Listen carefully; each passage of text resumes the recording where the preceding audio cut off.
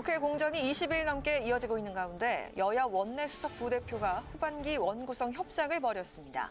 앞서 국민의힘은 이번 주 단판을 짓겠다며 마라톤 협상을 제안했는데 민주당은 여당이 양보안을 먼저 제시하라고 요구했습니다. 국민의힘이 서해 공무원 피격 사건을 문재인 정부의 월북몰이로 규정하고 진상규명 TF를 내일 발족합니다.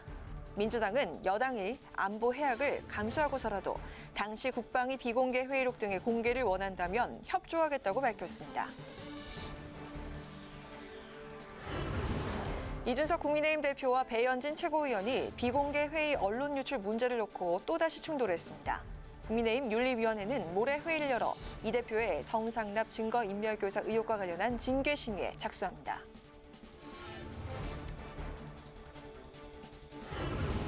뉴스앤 파워 인터뷰. 오늘은 문재인 정부 청와대 정무수석 출신이자 민주당 원내수석 부대표를 지낸 한병도 의원과 함께 서해 공무원 피격 사건 재점으로 격화된 신구 권력 간의 충돌, 그리고 21대 국회 후반기 원구성 협상에 대한 야당의 입장에 대해서 들어봅니다.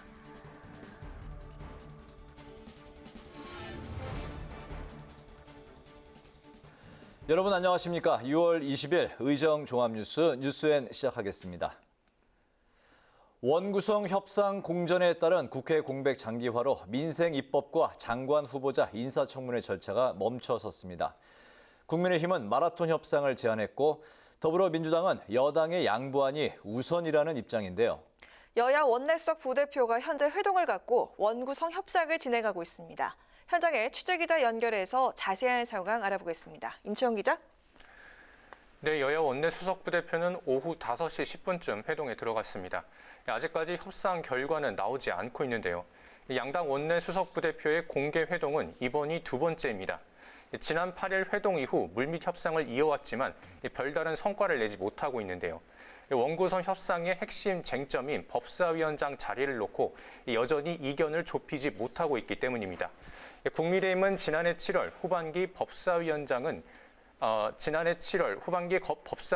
국민의힘에서 맡는다는 여야 합의를 이행하라는 입장이고 민주당은 법사위원장을 넘겨주되 체계 자구 심사 등 법사위 권한 분산이라는 조건을 제시했습니다. 또 박병석 전 의장이 만든 검찰 수사권, 기소권 분리 방안 중재안 합의를 국민의힘이 파기한 것과 관련해 국민의힘이 합의 이행을 요구하고 있습니다. 네, 경제위기 상황에서 3주째 계속되고 있는 국회 공백 사태가 여야 모두에게 부담이 될 것 같은데요. 협상 의지는 있어 보이는데 여야 지도부 신경전은 여전한 것 같습니다. 네, 권성동 국민의힘 원내대표가 이번 주 안에 반드시 단판을 짓는 각오로 협상에 임하겠다며 민주당의 마라톤 회담을 제안했습니다. 권 원내대표는 오늘 최고위 회의에서 국회가 민생 위기를 외면한다는 비판에서 자유로울 수 없다며 민생 논리로 해법을 찾아야 한다고 강조했는데요. 그러면서 민주당 일각의 국회의장 단독 선출 움직임에 대해선 민심 이탈을 걷잡을 수 없을 것이라고 경고했습니다. 더불어민주당은 언제든 만날 준비가 돼 있다면서 국민의힘이 준비한 양보안을 확인하는 게 우선이라고 맞받았습니다. 이와 함께 여당이 양보안을 제시한다면 국회의장 단독 선출을 검토할 이유가 없다면서도 모든 가능성을 열어두겠다고 압박했는데요. 우상호 민주당 비대위원장은 오늘 최고위에서 여당인 국민의힘이 먼저 양보안을 내놔야 한다고 거듭 촉구했습니다.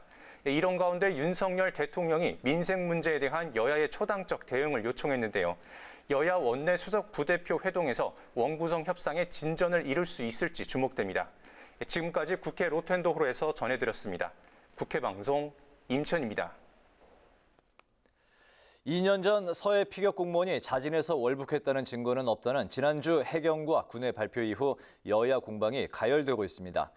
국민의힘은 문재인 정부의 월북 조작 의혹을 제기하며 당내 진상조사 TF를 구성하겠다고 밝혔고 더불어민주당은 해묵은 색깔론을 동원해서 신북풍을 조장하고 있다고 비판했습니다. 김동길 기자의 보도입니다. 국민의힘은 서해상 공무원 피격 사건과 관련한 진실을 바로잡기 위해 당내의 진상조사 태스크포스를 발족하겠다고 밝혔습니다. 단 한 사람의 죽음이라도 의문이 있다면 밝히는 것이 인지상정입니다. 반드시 실체적 진실을 밝혀 피해자의 명예를 회복하고 유가족의 눈물을 닦아드릴 것을 약속합니다. 진상규명 TF 단장을 맡은 하태경 의원은 2년 전 피살 공무원에 대한 수사 당시 월북으로 단정짓고 정황 증거를 조작했다는 의혹을 제기했습니다. 조작 의혹의 정황으로는 실상보다 부풀려진 도박빚과 정신적 공황 상태, 조류, 방수복 은폐 등 4가지를 제시했습니다. 그러니까 월북이라고 보기 힘든 정황 증거들이 나타나고 있는데 예. 이 지금 이제 제가 지금 말씀드린 이 4가지만 4가지인데 더 있어요. 더 나올 겁니다. 이런 게 다 수사 과정에서 조작되었다는 거죠. 아울러 국민의힘은 지난 2019년 발생한 탈북어민 강제 북송 사건 진상 규명에도 나서겠다고 밝혔습니다. 더불어민주당은 여당의 공세에 신색깔론으로 규정하며 맞대응했습니다. 서해 공무원 피살 사건을 다시 쟁점화하는 이 과정도 저는 역시 이거는 민생보다는 뭔가 친북 이미지, 뭔가 북한에 굴복했다는 이미지를 만드는 소위 신색깔론적 접근이다. 이렇게 저는 규정하고 있습니다. 또 민주당은 국민의힘이 국가안보정보를 정략적으로 이용하고 있다고 비판했습니다. 당시 해경의 발표를 보면 공무원의 월북 판단에는 문제가 없다는 겁니다. 문재인 정부 국정상황실장 출신인 민주당 윤건영 의원은 이 씨가 구명조끼를 입고 있었고 북한이 인적 사항을 비교적 소상하게 알고 있는 점, 월북 의사를 표명한 정황이 있다는 점 등을 근거로 판단했던 것이라고 강조했습니다. 4가지 월북 판단의 핵심 근거와 팩트가 있지 않습니까? 네. 만약에 사실이 아니라고 한다면 팩트가 추가되거나 팩트가 틀렸다라는 게 있어야 되는데 팩트는 그대로입니다. 우상호 비대위원장은 여당이 군 당국의 특별 취급 정보를 공개하자고 하면 협조하겠다고 밝혔고 민주당 전반기 국방위 소속 의원들은 기자회견을 열어 당시 국회 국방위에서 군 당국으로부터 월북 정황을 판단한 근거 등을 보고받은 비공개 회의록을 공개하자고 제안했습니다. 윤석열 대통령은 민주당의 신색깔론 공세와 관련해 법과 원칙에 따라 공정하게 처리하겠다고 말했습니다. 국회 방송 김동길입니다. 국민의힘 이준석 대표와 배현진 최고위원이 오늘 또다시 공개석상에서 충돌했습니다.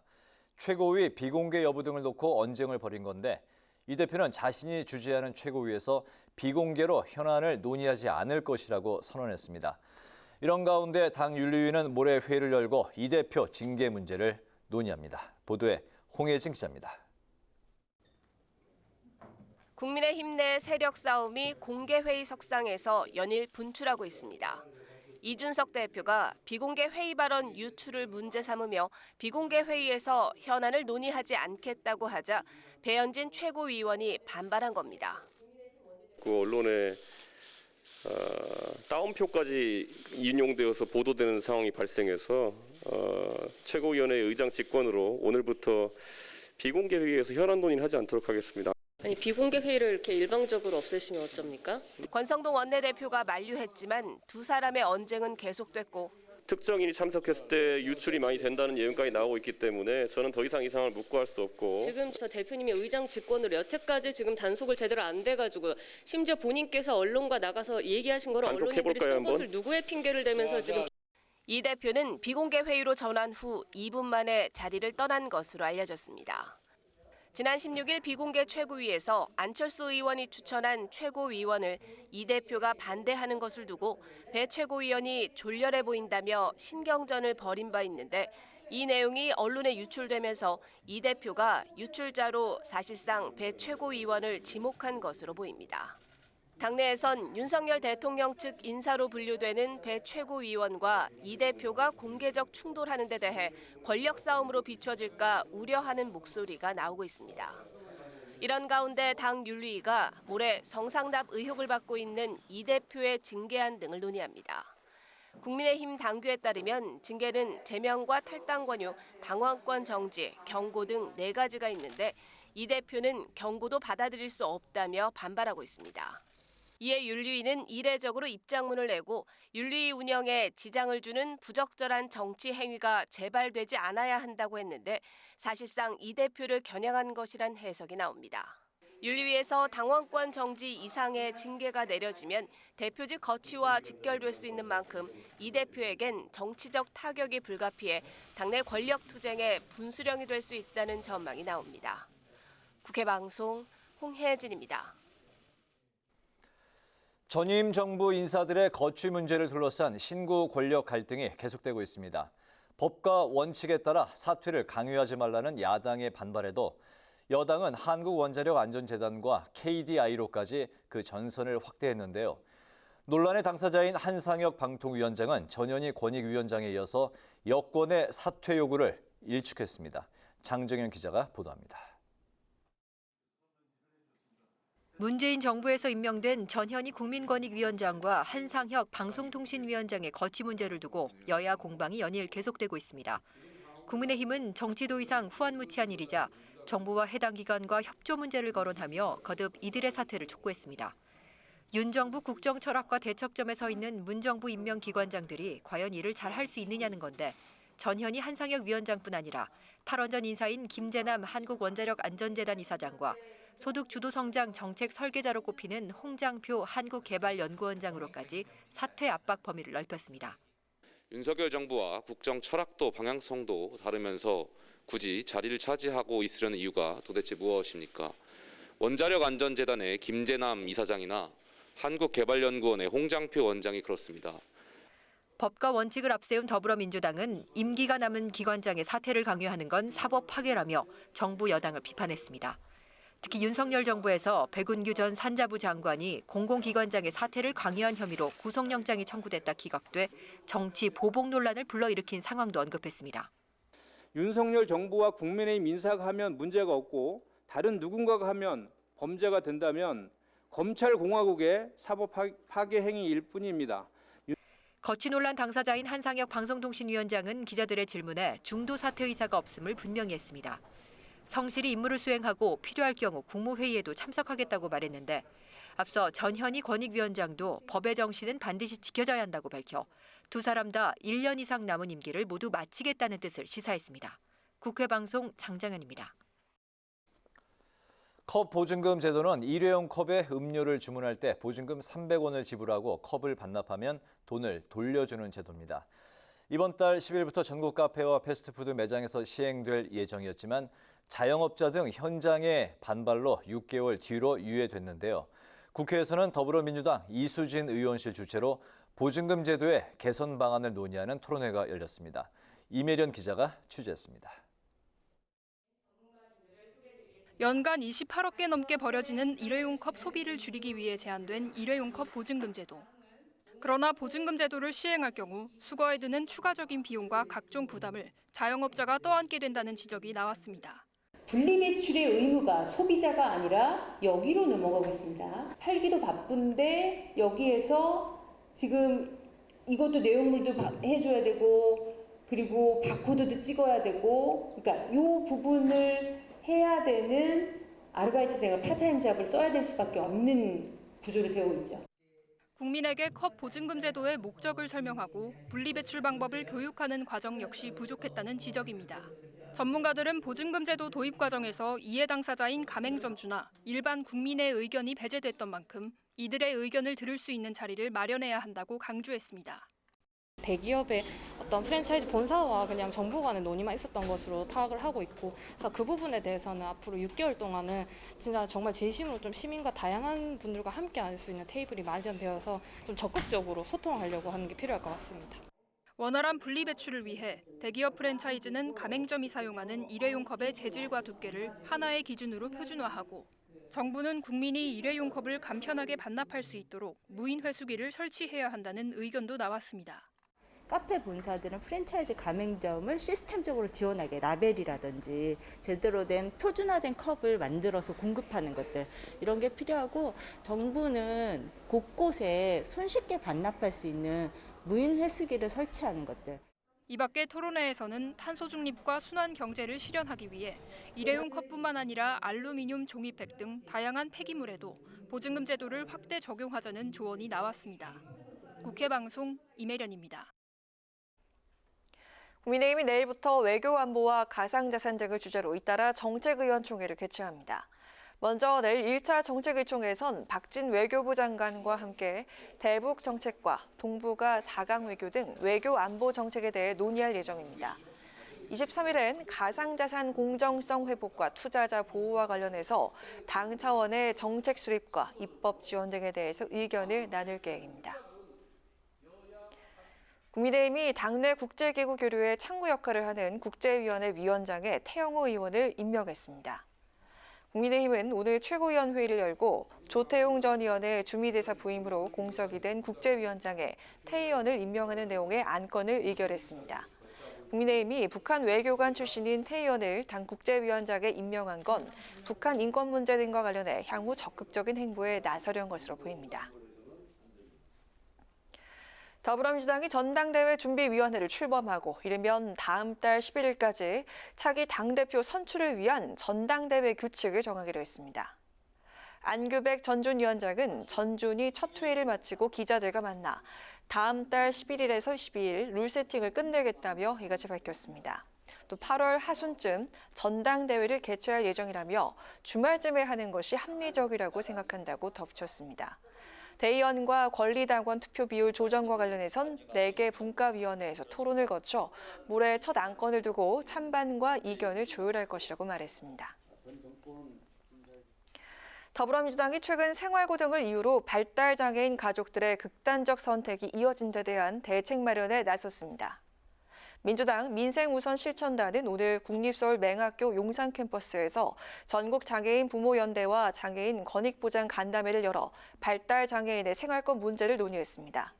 민생우선 실천단장인 박홍근 원내대표는 이 자리에서 원내 일당으로서 지난달 국회를 통과한 발달장애인 권리보장 지원법 시행을 챙기고 예산 확대와 24시간 지원체계 확립도 노력하겠다고 약속했습니다. 어떤 분야에서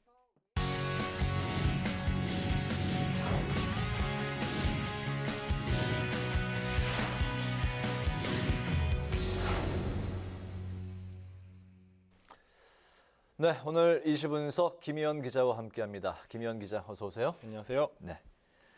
국회 후반기 원 구성이 아직까지도 이제 안 되고 있는데 먼저 여야 간 협상 상황부터 살펴볼까요? 네, 일단 여야 모두 빨리 이 원 구성을 맞춰야 한다는 데는 공감하고 있습니다. 네. 협상할 의지도 충분히 있고요. 근데 권성동 국민의힘 원내대표는 이번 주 안에 반드시 단판을 짓겠다는 각오로 원 구성 협상이 타결될 때까지 마라톤 회담을 제안했습니다. 더불어민주당도 협상을 피할 생각은 없지만 국정에 무한 책임을 져야 하는 집권 여당에서 먼저 양보안을 제시해야 한다고 맞받았는데요. 오늘 오후 5시부터 송원석, 진성준 여야 원내수석부 대표가 만나 비공개 원구성 실무 협상에 나섰습니다. 이 협상 전에 잠깐 기자들이 만났는데 국민의힘은 이전 합의대로 법사위원장직을 돌려받아야 한다는 입장이고 민주당은 합의대로 법사위를 가져가면 권한을 축소해야 하고 사개특위를 가동하기로 했던 검수완박법 중재안 합의도 지켜야 한다고 주장했습니다. 네. 결국에 이 별다른 입장 변화가 없는 상태에서 만나면서 오늘 회동에서 과연 타결을 이룰 수 있을지는 좀 미지수입니다. 그렇군요. 법사위원장직은 이제 과연 누가 차지하느냐가 이제 쟁점 사안인데 이게 이견이 좁혀질 수 있을까요? 지금 이 법사위원장 자리가 전반기 후반기처럼 기간으로 나눌 수 있는 것도 아니고 네. 결국에 이 차지하느냐 빼앗기느냐 둘 중 하나다 보니까 서로 양보하기가 쉽지 않은 상황입니다. 이 앞서 말씀드린 것처럼 민주당에서 법사위원장을 줄 테니 체계자구 심사권을 축소해라. 그러니까 국민의힘에서는 사실상 법사위원장을 안 주는 거나 마찬가지다 이러면서 네. 거부를 했는데요. 이 민주당 내 일각에서 양보론이 제기되긴 하지만 이 오늘 지도부가 국민의힘의 양보안을 먼저 제시하라고 한 걸 보면은 아직은 물러설 뜻이 없다고 생각이 됩니다. 네, 정치권에서 이제 법사위원장직과 이제 국회의장직을 연계하다 보니까 이 국회의장직도 아직 그 후반기 선출이 아직 안 된 상태죠? 네, 그렇습니다. 민주당이 이제 김진표 국회의장 후보자만 내정한 상태고 아직까지 선출이 안 되는데요. 이 국민의힘은 원구성과 의장단 선출을 동시에 해야 한다는 입장입니다. 이 앞서 한번 겪어봤기 때문에 이런 주장이 나오고 있는 건데요. 이 전반기 원구성 때도 여야만 바뀌었지 지금과 똑같은 상황이었습니다. 당시 여당이었던 민주당이 단독으로 박병석 의장을 선출하면서 원구성 협상은 파행됐고 민주당이 18개의 전 상임위를 차지했습니다. 그러다가 1년 2개월 만에 가까스로 합의를 했는데요. 권 원내대표는 이번에도 의장과 법사위를 다 가져가려는 속셈이라며 동시에 진행해야 한다는 겁니다. 반대로 민주당은 남아있는 장관 후보자 인사청문회를 열기 위해 의장단만이라도 선출해야 한다고 주장했는데요. 일각에서는 국회 공백 사태 해소를 위해 단독으로라도 의장단을 선출해야 한다는 목소리가 나오지만 실제로 이뤄질 가능성은 적어 보입니다. 지금은 이제 전반기 때와는 달리 대선과 지방선거에서 잇따라 지면서 민심 이탈을 확인했고 또 거대 정당의 독주 프레임에 갇힐 수 있다는 우려가 나옵니다. 네. 결국 이 법사위원장직을 놓고 여야의 양보 없는 강대강 대치가 이어지면서 국회 공백 사태는 좀 더 길어질 것으로 보입니다. 그렇군요. 국회 상황 살펴봤는데 이번에 이제 각 당의 상황을 또 이제 살펴보겠습니다. 국민의힘 최고위원회에서 이제 그 이준석 대표와 배현진 최고위원이 최근 갈등을 빚었는데 네. 오늘 또 마찰이 있었습니다. 네, 그렇습니다. 오늘 열린 그 최고위원회에서 또 벌어졌는데요. 네. 이준석 대표는 별다른 모두 발언은 하지 않았고 이 의장 직권으로 오늘부터 비공개 회의에서 현안 논의는 하지 않겠다고 선언했습니다. 이 비공개로 회의를 해도 언론에 보도되는 상황이 발생한다고 이유를 설명했는데요. 이 대표의 선언에 배현진 최고위원은 비공개 회의 누설을 단속해달라고 누차 제안했는데 일방적으로 비공개 회의를 없애는 게 어딨냐며 따졌습니다. 그러자 이 대표는 특정인이 참석했을 때 유출이 많이 된다는 이야기가 나온다고 콕 집었고 배 최고위원은 이 대표 스스로 많이 유출하지 않았냐고 맞받았는데요. 앞서 지난 16일에도 국민의당 몫의 최고위원 추천을 놓고 이 대표가 반대하자 배 최고위원은 졸렬해 보인다고 비판했고 이 대표는 지도부 구성을 바꾸는 중요한 문제라며 대립했습니다. 이런 갈등이 결국 당권 주도권 경쟁이라는 해석이 나오고 있는데요. 친윤계 주축 모임인 민들레 출범을 앞두고 이준석 대표가 사조직이라고 비판하면서 제동을 걸었고 그 후에 배현진 최고위원이 이 대표가 추진 중인 혁신위에 대해 사조직으로 오해받을 수 있다며 갈등이 시작됐기 때문입니다. 여기에 하나 둘씩 공부 모임이 결성되면서 세력 대결 구도가 형성되는 모습인데요. 차기 당권 주자로 꼽히는 김기현 의원은 모레 혁신24 새로운 미래를 발족할 계획이고 민들레 모임도 조만간 발족할 예정입니다. 그렇군요. 이런 가운데 이준석 대표와 관련한 윤리위원회 개최가 그 일정이 잡혔죠? 네, 그렇습니다. 모레 저녁 7시에 열리는데요. 네. 이 성상납 의혹에 대한 징계 여부와 수위를 논의합니다. 이 대표가 성비위 의혹을 무마하기 위해 관련 증거를 인멸했느냐, 또 이 과정에서 품위유지 의무를 위반했느냐가 쟁점인데요. 이 징계 순위는 강한 순부터 제명, 탈당 권유, 당원권 정지, 경고 이렇게 4가지입니다. 당원권 정지 이상의 중징계가 나올 경우 이 대표의 리더십에 타격이고 또 그렇게 되면 조기 전당대회를 비롯한 내홍이 더 커질 것으로 보입니다. 그렇군요. 원래 그 당초 27일에 열기로 했다가 그만큼 일정을 당긴 건 조기에 빨리 매듭을 짓겠다는 그런 의지로 보이네요. 네, 그렇습니다. 네. 더불어민주당 살펴보면 8월 새 지도부 선출을 위한 전당대회를 준비하고 있는데 오늘 전대위가 첫 회의를 열었습니다. 어떤 내용들이 나왔나요? 네, 이 양규백 전당대회 준비위원장이 대략적인 이 전당대회 방향을 밝혔는데요. 네. 일정은 8월 말 주말이 합리적일 것 같다고 밝히면서 8월 27일이나 28일이 유력할 것으로 보입니다. 또 전당대회 룰은 다음 달 12일 전에는 완료할 방침인데요. 현행 투표 반영 항목 중에 권리당원 비율이 조정될 것으로 보입니다. 이 안 위원장은 지금 권리당원이 122만 명을 넘어섰는데 대의원과의 표의 등가성을 그대로 두고 판단하는 건 상당히 어렵지 않겠냐며 투표 반영 비율 조정을 시사했습니다. 다만 현행 10%인 일반 국민 비중은 그대로 둘 것 같은데요. 안 위원장은 일반 국민 비율을 늘리면 당비를 내고 당을 지지하는 이유를 찾기 어렵지 않겠냐며 부정적인 의사를 내비쳤습니다. 이 밖에 당대표와 최고위원을 동시에 선출하는 집단 지도체제 도입 여부 문제가 남았는데 안 위원장은 좀 더 의견을 듣고 고민해 보겠다고 밝혔습니다. 네, 얼마 전만 해도 권리당원이 80만 명 정도로 알려졌는데 122만 명이라면 굉장히 빠른 속도로 이 수가 늘고 있네요. 그래서 대선 이후에 이재명 의원이 또 원내에 들어오면서 거기 네. 지지자들도 훨씬 권리당원이 많아졌다. 그래서 권리당원이 늘었다 이렇게 보입니다. 그렇군요. 오늘 이슈 분석은 김희연 기자와 함께했습니다. 김 기자 수고했습니다.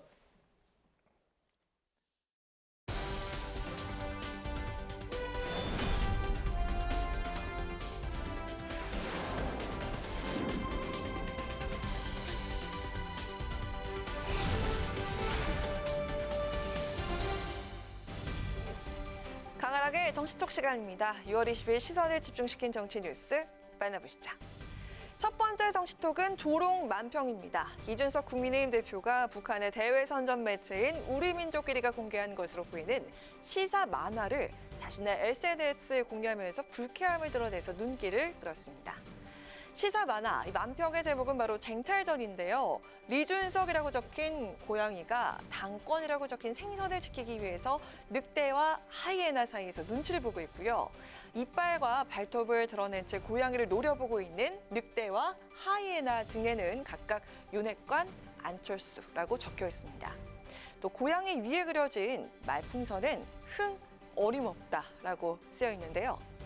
국민의힘 당권을 두고 윤핵관과 안철수 의원 그리고 이 대표가 삼각구도로 치열한 신경전을 벌이고 있는 상황을 묘사한 것으로 풀이가 됩니다.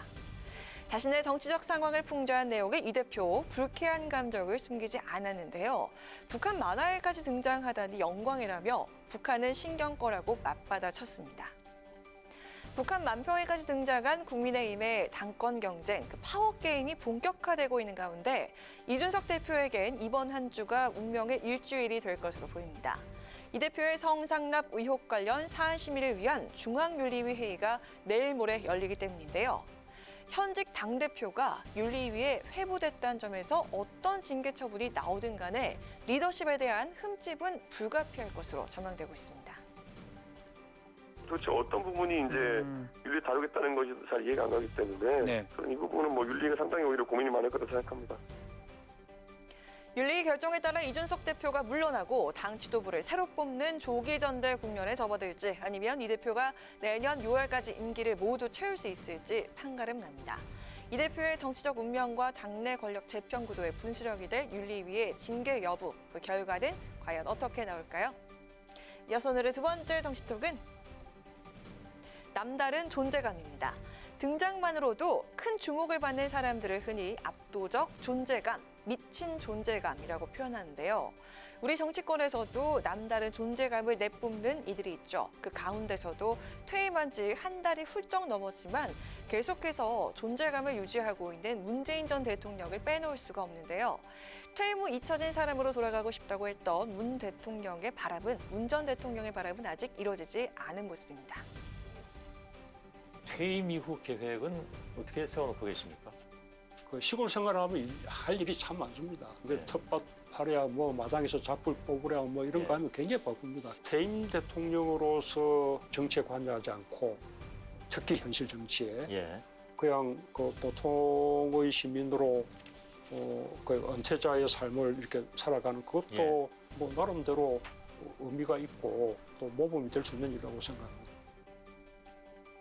보통의 시민으로 은퇴자의 삶을 살아가겠다고 밝힌 문 전 대통령이 인스타그램 활동을 재개해서 관심을 모으고 있습니다. 어제 자신의 인스타그램 계정에 4개의 게시글을 폭풍 업데이트하면서 활발한 소통을 예고했는데요. 문 전 대통령 퇴임 이후 페이스북과 트위터를 통해서 이용자들과 활발하게 소통을 해왔지만 인스타그램으로 소식을 전한 건 퇴임 연설 이후 처음이어서 더 큰 관심을 모으고 있습니다. 문 전 대통령이 올린 4개의 게시글과 사진에 소소한 일상이 담겨 있는데요. 올해 첫 수확은 상추라는 게시글에서 텃밭에서 상추를 기르는 모습과 수확한 이 상추 바구니를 들고 있는 편한 복장에 하얀 수염을 기른 문 전 대통령의 모습을 볼 수가 있고요. 문 전 대통령의 반려견 토리와 반려묘 찡찡이의 근황을 담은 사진도 확인할 수가 있습니다. 문 전 대통령의 이 같은 소통 행보를 놓고 정치권 내 해석이 분분합니다. 시골 생활의 일상 공개가 정치인 문재인으로 잊혀지고 싶다는 정치에 관여하지 않겠다는 메시라는 해석이 있는 반면에 지층 결집의 움직임이 아니냐는 시각도 있는데요. 문 전 대통령의 뜻을 정확히 알 수는 없겠지만 그의 존재감만큼 메시에 따른 영향력은 당분간 이어질 것으로 보입니다. 의도했듯 아니듯 곳곳에서 드러나고 있는 문 전 대통령의 존재감. 그의 남다른 존재감은 언제까지 이어질까요? 지금까지 강아랑의 정치톡이었습니다.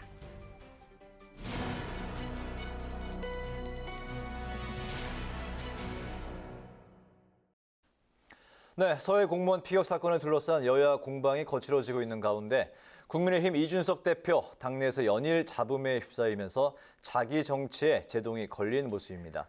오늘은 국민의힘 이명빈 상근 부대변인과 관련 이야기를 짚어보도록 하겠습니다. 대변인님 안녕하십니까? 안녕하십니까? 네, 반갑습니다. 정치권을 휩쓸고 있는 서해 공무원 피살 사건 얘기부터 이제 짚어볼 텐데요. 이제 국민의힘은 관련 수사 결과가 뒤집힌 것을 두고서 대야 공세 이제 고삐를 바짝 쥐면서 대통령 기록물 공개까지 압박을 하고 있습니다. 이 사안은 국회의원 제적의 3분의 2 동의를 이제 얻어야 되는 사안인데 여기에 맞서서 민주당은 명확한 증거를 내놓지 못한 신북풍이라면서 국회 국방이 비공개 회의로 공개를 역제안을 했습니다. 여당은 여기에 어떤 입장인지 먼저 들어볼까요? 네, 우선 문재인 정부에서 월북으로 규정하여서 피해자 공무원과 유가족에게 불명예를 남겼는데요.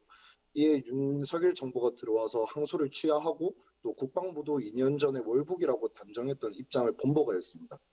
그리고 최근에 민주당이 아까 말씀드린 대로 회의록을 공개하자고 하면서 또 오늘 우상호 의원께서는 첩보 내용을 여야 의원이 같이 열람했다 이렇게 말씀을 하셨습니다. 하지만 하태경 의원이 바로 새빨간 거짓말이다 이런 식으로 반박을 한 상태인데요. 저는 사건 소명과 피해자 가족들의 명예 회복에 도움이 된다면 회의록 공개뿐만 아니라 보안을 해치지 않는 선에서 최대한의 정보 공개가 필요하다고 생각합니다. 민주당이 민생이 먼저다, 또 별일 아닌 사건이다 이런 식으로 망언을 쏟았었는데 역제안을 이렇게 하는 것은 국민의힘에게 월북몰이라는 프레임을 씌우려고 하는 것으로 보입니다. 본인들이 집권 여당의 시절 문재인 정부가 수사를 미흡하게 한 것을 이번 정권인 국민의힘에게 뒤집어 씌우려는 것으로 보이는데요. 국민의힘은 민주당 이러한 프레임에 얽매이지 않고 피해자의 명예회복과 진상규명을 위해 최선을 다할 것입니다. 네, 당내 상황을 보면요. 오늘도 이준석 대표와 또 배현진 최고위원이 충돌하는 장면을 그대로 노출을 했습니다. 비공개 회의를 놓고 설전을 벌인 두 사람인데요. 이후에도 장외 설전을 이어가고 있는데 당내 분위기 어떻습니까? 네, 저도 굉장히 당황을 했는데 당내 분위기가 좋다고만은 말씀드릴 수 없을 것 같습니다. 이제 공개 회의에서 다들 이렇게 보시는 앞에서 갈등이 일어났기 때문에 좋은 상황은 아닌데요. 하지만 이준석 대표 입장에서는 이전부터 비공개 회의 내용이 기사로 자꾸 유출이 되고 있는 이런 상황에 대해서 강경한 제스처를 볼 필요를 느꼈을 겁니다. 그리고 그게 오늘이었던 것 같은데요. 비공개 회의를 할 때는 최고위원이랑 저희 대변인 정도 빼고는 전부 다 나가는데 그런데도 회의 내용이 기사로 나간다. 이것은 최고위원 중에 누군가가 계속 유출하는 것이라고 보이는데 되게 심각한 상황이라고 봅니다. 그래서 이준석 대표가 특단의 조치를 내린 것 같습니다. 이에 대해서 배 의원께서는 왜 비공개 회의를 중단하냐, 자신이 이전부터 단속을 요청하지 않았냐, 이준석 대표 본인이 제일 많이 유출한 거 아니냐 이렇게 반문을 하였는데요. 어떻게 됐든 저는 오늘을 계기로 지속적으로 비공개 회의 내용을 유출했던 어떤 누군가가 심각성을 깨닫고 앞으로 그러지 않았으면 좋겠다 이런 바람이 있습니다. 네. 모레 오후 7시 이준석 대표의 정치적 명운이 걸린 시간이 될 것 같습니다. 성상납 의혹 관련 당 윤리위 징계 여부가 이제 내려지게 되는데 결과에 따라서 이 대표의 행보는 물론 당권 경쟁도 소용돌이에 휩싸일 것으로 보입니다. 당내에서는 어떤 결과가 나올 걸로 현재 예상하고 있는지 혹시 윤리위의 분위기 같은 게 전해지는 게 있습니까? 우선은 아쉽게도 제가 윤리위의 기류나 심의 내용 같은 것은 알기가 힘듭니다. 실제로 대표님조차도 윤리위가 언제 열리는지를 기사를 통해서 아셨다 할 정도로 윤리위 내부의 정보는 저희가 잘 알기 힘든데요. 그래서 제 선에서는 징계 수위 같은 정보는 잘 몰라서 말씀드릴 수가 없지만 다만 실제로 당 내부에서 윤리위 징계를 내릴지 안 내릴지 여부에 대한 찬반이 분분한 것은 사실입니다. 그리고 이와는 별개로 저는 윤리위가 열리는 것 자체가 조금 말이 안 된다고 생각을 하는데요. 이번 윤리위는 이준석 대표의 성상납 의혹이 아닌 증거인멸 교사 의혹과 관련해서 품위 유지 의무를 위반했다. 이런 그걸로 열리는 것인데요. 김철근 정무실장께서 각서를 쓰게 했다. 이런 의혹을 가지고 열리는데 피해자도 없고 경찰의 수사 결과도 일체 나온 것이 없는데 유튜브 채널의 의혹 제기만으로 품위유지 위반이라고 위원회를 연다. 이것은 다소 무리한 처사가 아닌가 이렇게 생각을 하고요. 경찰의 수사 결과가 나오면 그 결과에 맞는 징계를 주면 된다고 생각을 합니다. 만약에 윤리위에서 의혹만으로 대표에게 징계를 내린다면 많은 국민의힘 지지층이 실망하고 또 지지를 철회할 수도 있기 때문에 윤리위의 현명한 판단을 기대하겠습니다. 네, 오늘 말씀 잘 들었습니다. 네, 감사합니다. 네, 지금까지 국민의힘 이명빈 상근 부대변인과 관련 이야기를 나눴습니다.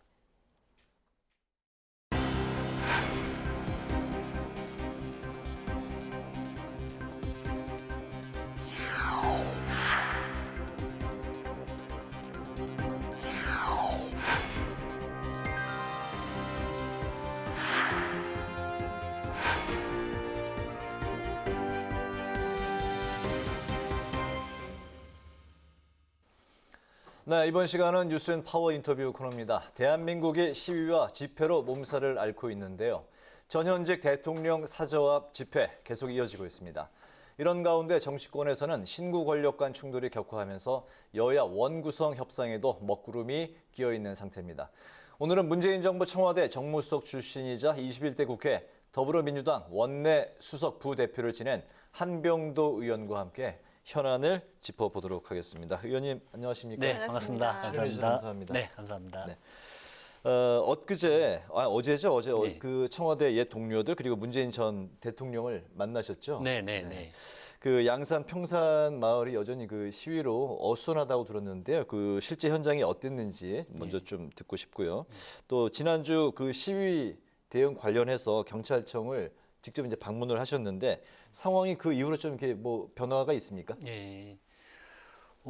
현재 시위 양상은 한 달이 지났는데도 큰 변화가 없습니다. 네. 근데 제가 어제 다녀왔는데 어제 그 욕설하는 것이 경찰이 자꾸 제재를 하니까 어제만 조금 덜 했다고 하더라고요. 네. 아주 크게 문제가 됐던 사람들은 진입을 못하고 해서 조금 좋아졌다고 하는데 가서 보니까 이 꼭 전쟁터 같습니다. 제가 사제에서 저쪽을 보니까 네. 선이 축 쳐져 있고 플랜카드가 그냥 뭐 대치 전선처럼 한 몇 명 정도 모였습니까? 거기 보면 한 3, 40명? 네. 또 적게는 뭐 한 10명, 20명 하는데 이렇게 앰프를 설치를 하고 네. 그 마을은 굉장히 조용한데 네. 이 집회 양상에 어떤 주의 주장이 있는 게 아니고 처음부터 끝까지 막 정말 입에 담을 수 없는 심한 욕설입니다. 그리고 네. 뭐 대통령님 나타나시면 막 욕하고 또 여사님 나타나셔도 거기다 대놓고 이렇게 욕을 하고 그러니까 그래서 마을 주민들이 이렇게 극심한 스트레스에 아직도 시달리고 계시고 지금 정신병원 치료를 받는 분 한 10여 분 이상이 된다고 하고요. 그런 큰 그분들의 변화. 정체는 혹시 뭐 좀 파악이 된 게 있습니까? 이제 보수 유튜버라고 자칭하고 있는데 네. 저는 그분들의 주의 주장이 정말 어떤 보수를 표방하는지 좀 의심스럽고 그래서 경찰청에 항의 방문을 했습니다. 현재 법 조항으로도 처벌할 수 있는 법 조항이 있거든요. 네. 집시법 제8조 5항 그 1호는 사생활의 평온을 뚜렷이 해친 경우 그리고 집회 신고 장소가 주민들의 주거 지역인 경우에는 제한하거나 금지할 수 있습니다. 그래서 네. 현재 법 조항도 강력히 적용을 하면 제한을 할 수 있으니까 이걸 좀 적용을 해라. 네. 그리고 문제가 심각한 양상이다. 그리고 한 달 이후 변화가 없고요. 그리고 또 맞불 집회가 또 그 이루어지고 있고 이러기 네. 때문에 경찰청에 방문을 해서는 좀 강한 법 집행을 좀 요구를 했습니다. 경찰은 현재 그 도를 넘은 사람들에 대해서는 이제 통제를 하고 있고 예. 그리고 좀 자제 요청을 이제 하는 그 정도 선인데 예. 경찰청 방문 이후에 뭐 변화는 따로 없습니까? 예, 금지 통보는 2건밖에 없었고요. 네. 지금 이제 너무 시달리니까 뭐 하루에 200건이 넘는 주민들이 112 신고를 하고 네. 요 정도 시달리면 그 평온이 마을의 평온이 완전히 깨진 상태입니다. 네. 그래서 경찰이 좀 강하게 집행을 했으면 좋겠는데 어떠한 이유에서인지 강한 법 집행을 안고 있어서 네. 지금도 그 집회 양상이 그대로 지금 뭐 진행이 되고 있는 상황이라고 보시는 게 맞을 것 같습니다. 어제 문재인 전 대통령 만나셨죠? 네네, 됐습니다. 바로 이 시위 문제에 대해서 좀 언급하셨던 게 있으실까요? 예, 걱정을 많이 하시죠. 그리고 이제 대통령님께서는 뭐 예를 들어서 책에 집중을 하시면 네. 잘 안 들리고 뭐 그런 상황도 있을 수 있다고 하는데 정말 걱정하시는 건 여사님뿐만이 아니고 그 마을 주민들에게 굉장히 미안한 마음을 가지고 계십니다. 네. 이렇게 조용한 마을에 본인이 오시면서 괜히 나 때문에 하는 예, 그런 많은 주민들이 그런 이제 그 고발을 한 이유도 결정적인 이유는 그 주민들이 정신과 치료를 받고 계시는 분들이 자꾸 많이 생기니까 도저히 뭐 있을 수가 없다 해서 이렇게 고발을 하신 거고요. 네. 그런 집회에 대한 우려는 많이 하시더라고요. 네, 아까 맞불 집회 말씀하셨는데 네. 또 뭐 다른 업무로 서울 도심 이렇게 차로 지나가다 보면은 서초동을 또 지나게 됩니다. 네, 그러다 네. 보면은 또 그 윤석열 대통령 자택 앞을 볼 수 있는데요. 예. 또 역시나 그 맞불 집회 아주 시끌시끌하게 벌어지고 네. 있습니다. 네. 이 맞불 집회 또 따라서 또 맞불 집회까지 문제까지 현재 예. 벌어지고 있는 그런 예. 상황이잖아요. 근데 예. 윤 대통령은 이게 법에 따른 국민의 권리다라는 그 입장을 고수하고 있는데 이에 대한 예. 의견 어떻습니까?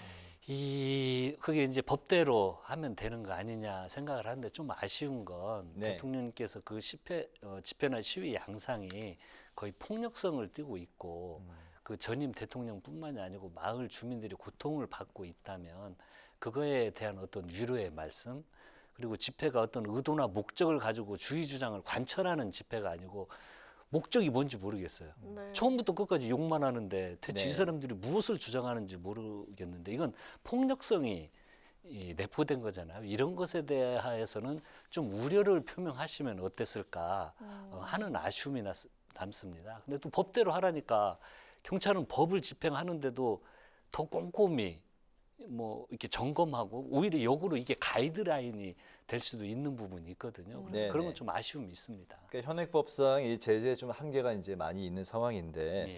국회에서 집회 및 시위에 관한 법률 개정안이 여러 건이 이제 발의된 상황에서 의원님께서도 최근에 좀 팔을 걷어붙이셨다고요. 네네네. 그 내용 좀 들어볼까요? 그게 이제 집시법 그 8조 5항 1호가 방금 말씀드린 것처럼 집회 신고 지역이 주민들의 주거 지역이구나. 사생활의 평온을 뚜렷이 해칠 경우에는 제한 금지할 수가 있습니다. 네. 근데 이 사생활의 평온을 뚜렷이 해칠 경우라는 기준이 명시가 안 돼 있습니다. 그래서 이 기준을 좀 명확히 해야 되겠다 해서 개인의 어떤 모욕을 주거나 다음에 이 명예를 훼손하거나 그리고 반복되는 악의적인 표현으로 개인의 인격권을 형격히 침해할 경우라는 기준을 명확히 해서 좀 집회 시위에 관한 좀 더 엄격한 기준을 적용할 수 있도록 하는 내용입니다. 네네. 이 시위와 관련해서 이제 그 두 가지 목소리가 나오고 있어요. 어느 쪽 목소리가 이제 더 많이 나오는지는 이제 국민이 이제 판단하실 문제인데 한 목소리는 국민의 기본권 침해다. 또 하나 목소리는 주민보다 자당 출신 대통령을 위한 입법이다. 뭐 이런 이제 뭐 일종의 이제 비판의 목소리인데 여기에는 의원님은 어떤 입장이신가요? 이 국민의 기본권을 침해를 한다는 것은 집회 및 시위를 하는 것은 어떤 본인들의 의도하거나 목적한 바를 관철시키거나 불특정 다수에게 본인들의 뜻을 어떤 관철시키려고 하는 과정이잖아요. 그래서 헌법은 집회 및 시위를 보장을 하고 있습니다. 그런데 이건 거의 폭력이고요. 욕설이고요. 의도와 목적이 무엇인지 모르겠습니다. 이걸 국민의 기본권과 연결시키는 건 맞지 않다고 오히려 생각이 들고 오히려 이러한 폭력 행위에 대해서는 강한 제재를 해야 된다고 생각을 하기 때문에 저는 이게 과연 그 기본권 침해인가라고 오히려 역으로 묻고 싶습니다. 네, 다음 주제로 또 이야기 넘어가 보도록 하겠습니다. 최근 서해 공무원 피격 사건이 논란이 또 재점화가 되고 있는데요. 그에 따라서 윤 정권 대 또 전 문재인 정부 이렇게 신구 갈등이 본격화되고 있는 상황입니다. 당시에 해경이 자진 월북이라고 발표를 했는데 1년 9개월 만에 입장을 뒤집으면서 현재 여당은 월북 공작이다 이렇게 파생 공세를 하면서 그 대통령 기록물 공개하라고 이렇게 압박까지 하고 있습니다. 어떻습니까? 이게 좀 안타까운데요. 일단 어떤 그 사건의 변화가 생기면 어떠한 변화가 생겼는지 전 판단과 지금 판단이 무엇이 달라졌는지를 국민들에게 말씀을 드리는 게 그게 먼저일 것입니다.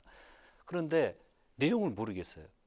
그러니까 이 번복된 이유가 무엇이지라는 명확한 설명이 없이 그때 월북이라고 했다라고 주장을 하는데 정말로 그때 월북이라고 몰기 위한 어떤 그 조작이나 이런 것이 집행이 됐다면 이건 중대범죄입니다.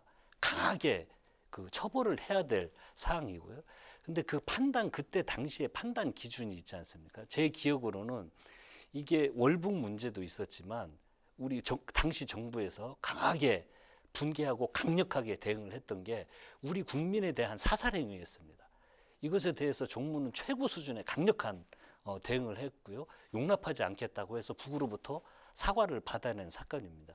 그런데 이 과정에 그분이 월북을 했는지 라는 내용을 가지고 전체 그 정보를 분석하는 팀들에서 모든 정보를 놓고 분석했는데 그럴 가능성도 있다고 해경에서 발표를 한 거 아닙니까?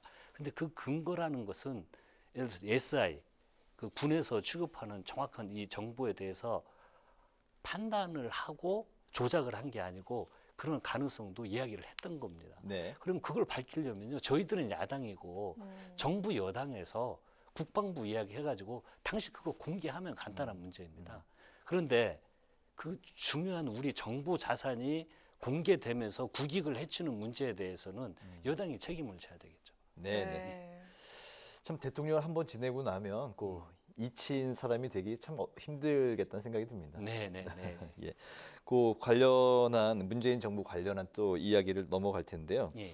문재인 정부를 겨냥한 수사 둘러서 여러 가지 이제 지금 좀 충돌 상이 빚어지고 있는데 이 부분에 대해서 또 생각이 많으실 것 같습니다. 뭐 산자부 블랙리스트 수사, 또 여가부의 대선 공약 개발 의혹이 있고 백현동 의혹 관련 압수수색 등이 뭐 진행 중이거나 또 예고가 돼 있습니다.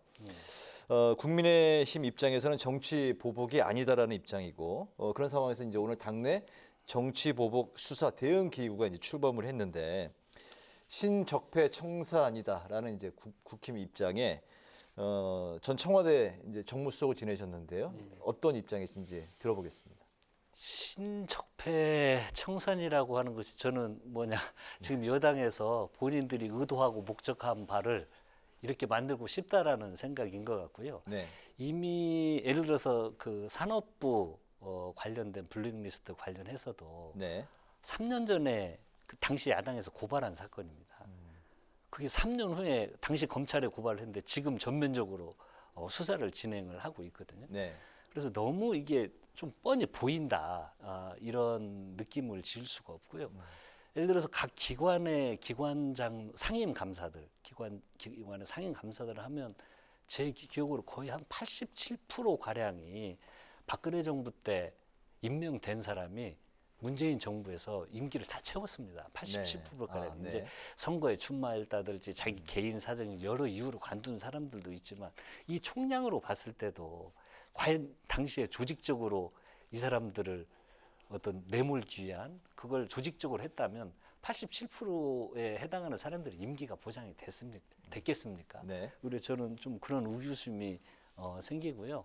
자꾸 사회가 맞불 집회로 이런 갈등하고 전 정부에 대해서 지금 뭐 여러 가지 사건에 대해서 막 뭐 신적폐 청산이다라는 어떤 프레임을 씌워서 진행하는 게 멀리 봤을 때 이게 정말 이득이 될지 국민적 공감대를 만들어낼 수 있을지는 한번 스스로들 다시 한번 잘 돌아봤으면 좋겠습니다. 네, 또 우리 국회가 개점 휴업을 한 지 3주째가 됐습니다. 국민의힘은 그 1년 전에 약속을 했던 법사위원장 자리 가져가겠다. 또 민주당은 안 된다. 이걸 원점에서 재검토해야 된다. 그리고 법사위 권한 좀 축소하자. 이렇게 서로 맞붙고 있는데 당시에 그 원구성 협상을 맡으셨던 또 민주당 원내수석 부대표셨잖아요. 야당으로서 입장 어떤지 들어보겠습니다. 이게 지금 좀 걱정스럽습니다. 특히 이제 우선은 국회의장님 선출은 먼저 했으면 좋겠습니다. 이런 갈등이 있을 때는 그 전에 모든 여야의 첨예한 갈등은 의장님께서 중재를 많이 해주셨거든요. 이때는 때로는 당시 저희들 여당 입장에서는 의장님께 서운한 게 굉장히 많기도 합니다. 하지만 좀 중립적 입장에서 조정을 많이 해주셨기 때문에 이런 갈등을 조정하기 위해서라도 어떤 의심하지 말고 국회의장님부터 빨리 선출을 했으면 좋겠다 하는 이런 생각이 먼저 들고요. 당시에 이제 법사위 문제가 현재 쟁점입니다. 그런데 저도 협상을 했는데 이게 이제 여야가 합의문을 써도요 지키지 않는 경우가 많이 있습니다. 권성동 대표 원내대표 되자마자 협상문 쓰고 바로 약속이 지켜지지 않았고 이 법사위원장을 넘기는 문제 외에도 그때 주요 제 기억으로 합의사항에 법사위 개선 문제가 있었습니다. 법사위가 너무 월권을 한다 해서 최고의 자구심사 외에는 심사에서는 안 된다. 그리고 그때 의장님 앞에서 여야 제가 협상을 했으니까요. 장관들 부르지 마자. 법안 할 때는 차관들 불러서 설명을 하면 되는데 아무 관련 없는 바쁜 장관들을 불러서 법안 하는데도 법안 한두 개 하는데도 장관이 와야 되니까 불합리하다 하지 말자라고 구두로 약속을 했거든요. 안 지켜지잖아요. 문제는 그 합의문 내용이 아니고 법적으로 그때 그 체계자구심사의 권한을 넘지 않는다라고 법안도 개정을 했는데 그 다음 날부터 장관 부르잖아요. 이러면 그 합의문이 무엇이 문제가 있었겠습니까? 그래서 저희들부터 이번 법사위 문제뿐만이 아니고 합의하고 약속한 것들은 서로 좀 이렇게 지키는 문화를 우리 내부에서부터 좀 만들어 나가는 것이 이번 법사위 문제를 보면서 좀 드는 생각이었습니다. 국힘의 입장은 지난번에 이제 그 국회의장을 선출하고 났더니 결국에 법사위원장을 뭐 그 당시 여당이 또 가져가지 않았느냐, 이번에도 그때 재판이 되지 않느냐 이런 우려 때문에 이번 국회의장 선출에 지금 이제 반대하는 건데 그 어떻게 생각하세요? 그럼 이제 저도 당시에 추경호 수상님하고 저희 일상이 협상을 하는 거 아닙니까? 그런 전제라면 지금 현재 우리 야당이든 여당이든 할 수 있는 일은 아무것도 없습니다. 여든 야든 처한 조건이 있기 때문에요. 때로는 그런 모든 걸 의심을 하면은 이 아무것도 한 발자국도 나갈 수가 없는 거거든요. 그래서 지금 국민들도 그렇고 지금 국회가 모든 기능이 다 정지돼 있지 않습니까? 그래서 의장님부터 선출하는 건 그런 의심을 대면 앞으로 또 아무것도 할 수도 없고 협상을 할 수도 없거든요. 일단은 뭐 국회의장부터는 반드시 선출을 해야 된다. 네네. 알겠습니다. 당내 상황을 이제 좀 살펴보겠습니다. 오늘 그 전당대회 준비위원회가 이제 본격적으로 이제 그 가동을 시작을 했는데 전당대회 룰 변경이 이제 관건인 것 같습니다. 전대 열세 그 이재명 의원이 지고 있다는 이야기가 이제 많이 나오고 있는데 당내 그 당권 경쟁 상황 한번 그 들어볼까요? 어떻습니까? 뭐 저희 당내에서는 이재명 의원님이 가지고 계신 영향력이 가장 크죠. 그런데 지금 이제 룰 변경된 관련한 건 현재까지 좀 공감대가 형성이 되는 건 그 대의원과 권리당원의 비율에 대한 문제가 제가 그 재선 의원 평가 토론회에 가봐도 좀 조율을 해야 되는 거 아니냐. 현재가 45대 40인데 어느 정도 그 조정으로 이야기가 나오고 있습니다. 이제 그건 아직 정리가 안 됐습니다. 안 됐는데 아무튼 권리당원 비중이 저희들이 굉장히 늘어났기 때문에 122만 명이라고. 그렇습니다. 120 그전 한 40만 명일 때 비중하고 지금 100만 명이 넘은 상황에서는 그 대의원의 한 표가 가지고 있는 너무 큰 거죠. 2만 명이 채 안 되죠. 그렇죠. 그래서 그건 좀 조정을 해야 된다는 원칙으로. 그렇습니다. 등가성에 맞게 좀 조정을 해야 된다는 공감대가 있고 그런데 이제 선거를 바로 앞두고 룰을 지금 막 변경을 하려고 하는 건 후보에 출마하는 여러 후보군들의 이해관계가 바로 걸리기 때문에 공감대가 형성되지 않은 상태에서 많은 변경은 쉽지 않을 거라는 생각이 들고요. 근데 저는 전당대회를 앞두고 이 룰이나 이런 것도 중요하지만 지금 초재선 평가 모임 그리고 의원총회에서도 그 대선과 지선에 대한 평가 이런 게 지금 다양하게 이루어지고 있는데 저는 이게 아주 중요하다고 생각이 듭니다. 그래서 이 평가를 토대로 미래 비전에 대한 경쟁이 그 후보들 간에 이루어질 수 있기 때문에 그리고 저는 감정 대립이 그 아주 심할 줄 알았는데 의원들 간에 서로 존중을 해주고 상대에 아주 상처 주는 이야기들을 그 평가 토론에서 서로 자제하고 이런 모습을 보니까 상당히 아주 좋은 평가가 나올 수 있겠다라는 생각이 듭니다. 자 이제 마지막으로 21대 국회 후반기 앞으로 의정 활동 목표와 계획 한번 들어보도록 하겠습니다. 제가 이제 그 제 지역구가 전북 익산이어서 지방이어서 이제 행안위를 하면서 뭐 인구 소멸 위기 지역 대응 관련된 법안이나 고향사랑 기부금법 어떤 지방 에 관한 문제를 입법 활동을 많이 했는데요. 이제 후반기에는 좀 기재위에 가서 지방 재정 확충하는 결국은 이제 재정을 얼마나 확보하냐가 아주 중요한 문제이기 때문에 제가 정부에 있을 때나 국회에서도 관심을 많이 가졌는데 좀 기재위에서 지방 재정 확충 문제에 대해서 좀 더 열심히 생활해보고 싶습니다. 알겠습니다. 오늘 뉴스앤 파워 인터뷰에서는 서해 공무원 피격 사건 그리고 21대 국회 후반기 원구성 협상을 중심으로 지금까지 더불어민주당의 한병도 의원과 함께했습니다. 오늘 말씀 잘 들었습니다. 감사합니다. 감사합니다. 오늘 전국 곳곳에 폭염특보가 내려졌는데요. 날이 더 습해졌습니다. 내일은 더위가 더 기승을 부리겠는데요. 내일 서울의 한낮 기온이 33도까지 오르면서 올 들어 가장 더운 날씨가 예상됩니다. 대전과 광주 34도까지 오르겠습니다. 장마 전선은 목요일부터 금요일 사이 전국 곳곳에 영향을 줄 전망입니다. 컨디션 관리에 각별히 그래야 유의해야 되는데요. 되겠네요. 네. 오늘 뉴스에는 여기서 마치겠습니다. 시청해주신 여러분 고맙습니다.